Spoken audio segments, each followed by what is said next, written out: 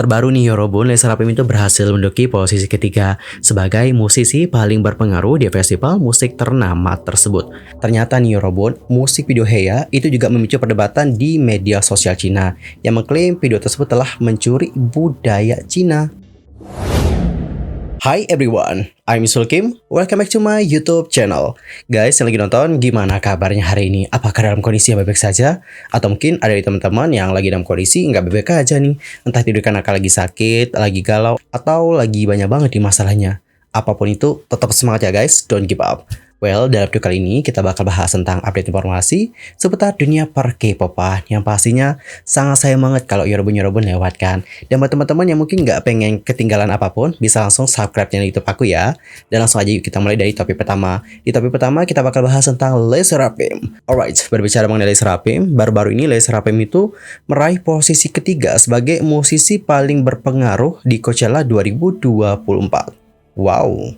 Lesa Rapim adalah girl group K-pop yang dibentuk oleh Soft Music dan juga Hype Labels pada tahun 2022.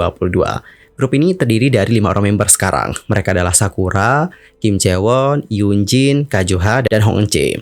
Sejauh ini, mereka telah merilis 1 album, 3 mini album, dan baru saja merayakan anniversary mereka yang kedua pada tanggal 2 Mei 2024 yang lalu.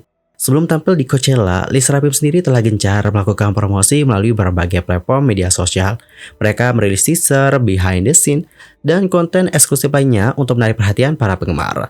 Lesa Rapim juga bekerjasama loh dengan brand ternama seperti Louis Vuitton yang desain pakaian mereka untuk penampilan di Coachella 2024.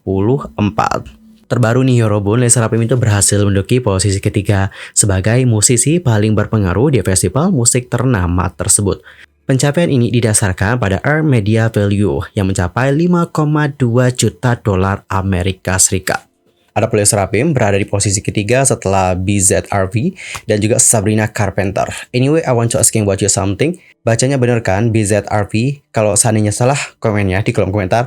Koreksi pronunciation aku guys. Dan teman-teman, kalau kita berbicara mengenai EMV dari Lesa Rapim yang mencapai 5,2 juta dolar, disebutkan bahwa angka ini itu juga menunjukkan dampak signifikan Lesa Rapim di Coachella 2024. Dan hal ini juga menandakan bagaimana popularitas dan pengaruh global mereka yang terus meningkat. Dan aku yakin nih, kan juga pasti nanya, yang 5,2 juta dolar atau EMV itu dihitung dari mana sih? Nah Yorobun, berdasarkan info yang aku dapatkan, penghitungan EMV itu didasarkan pada berbagai faktor seperti pertama, jumlah sebutan media, kemudian jangkauan media sosial, dan yang gak kalah penting adalah tentang bagaimana interaksi yang dihasilkan selama penampilan mereka di Coachella.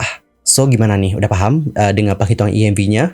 Adapun untuk Lesa Rapim itu tampil di panggung Sahara pada tanggal 14 dan tanggal 20 April 2024. Mereka membawakan lagu-lagu hits mereka seperti Fearless, Unforgiven, Anti-Fragile, Perfect Night, hingga lagu terbaru mereka yang bertajuk 1-800 Hot and Fun. Di sisi lain, Lesa Rapim telah menjalani interview nih dengan Rolling Stone untuk membicarakan tentang pengalaman mereka di Coachella dan kesuksesan mereka sebagai girl group sampai saat ini. Ho Yoonjin, salah satu member Lesa Rapim, mengungkapkan bahwa dirinya sama sekali tidak terbayangkan bisa tampil dalam acara seperti Coachella. Dalam kesempatan itu kurang lebih seperti inilah bagaimana statement dari Yoonjin. Saya besar di Amerika Serikat, bahkan tinggal di Pantai Timur. Saya selalu menonton pertunjukan Coachella hanya di layar kaca. Jadi nggak pernah nih terlintas dalam mimpi saya bisa tampil dalam acara itu. Ini benar-benar enggak nyata dan berada di sini adalah mimpi yang menjadi kenyataan. Lesa Rapim juga berbicara nih guys mengenai kegembiraan mereka saat bekerja dengan live band, membuat setlist sendiri, dan menampilkan lagu mereka yang belum dirilis, yaitu Hot and Fun. Saat ditanya mengenai konsep album mereka itu Fearless, yang merupakan inti dari konsep Lesa Rapim sebagai sebuah girl group, para member langsung memberikan pernyataan masing-masing.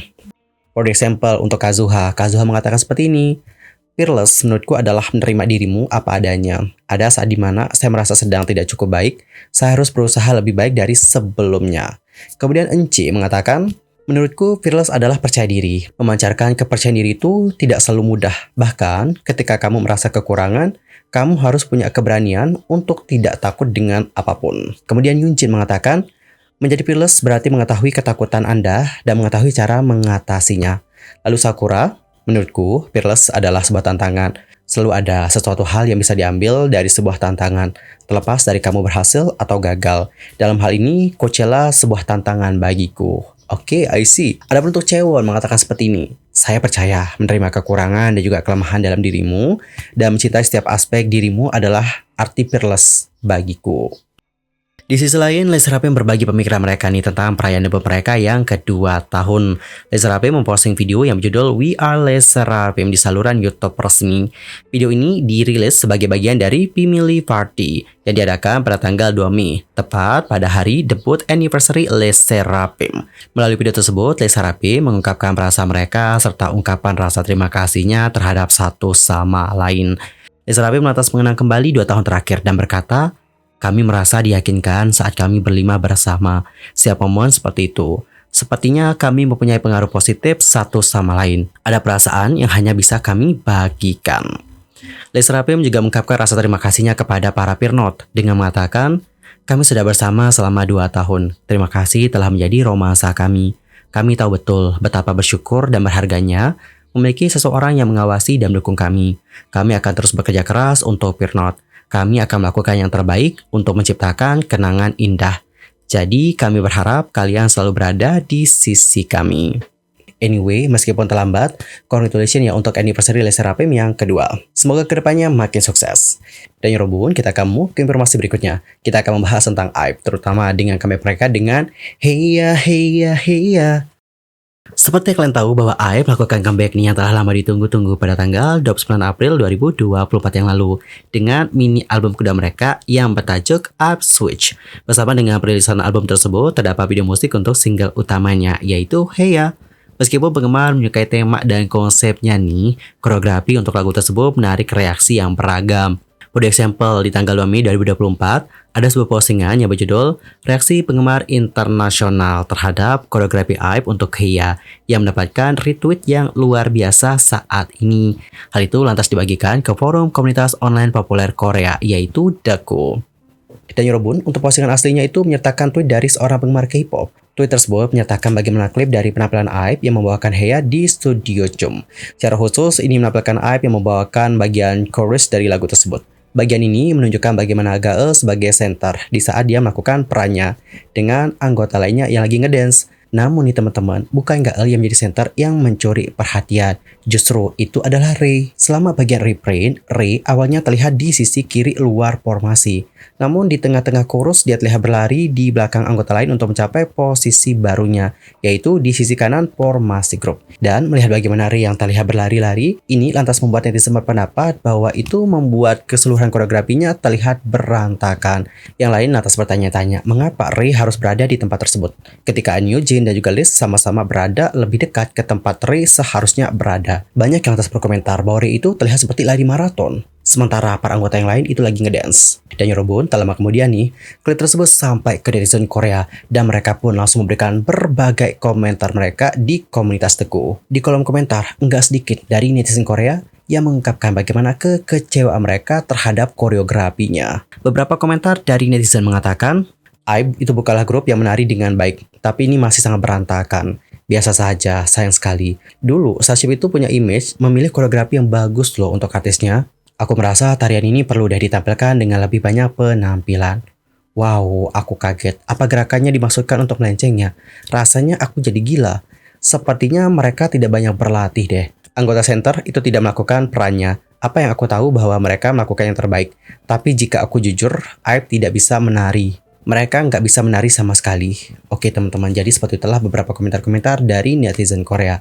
Dan kalau kalian sendiri gimana nih pendapatnya? Antar komen ya di kolom komentar. Sementara itu, masalah koreo ternyata bukan masalah satu-satunya nih. Ternyata nih Yorobun, musik video Heya itu juga memicu perdebatan di media sosial Cina yang mengklaim video tersebut telah mencuri budaya Cina. Sebagai tanggapan, seorang profesor dari Sungchin Women's University yaitu Gyeongdok mengkritik dengan mengatakan ideologi sinosentris yang bengkok.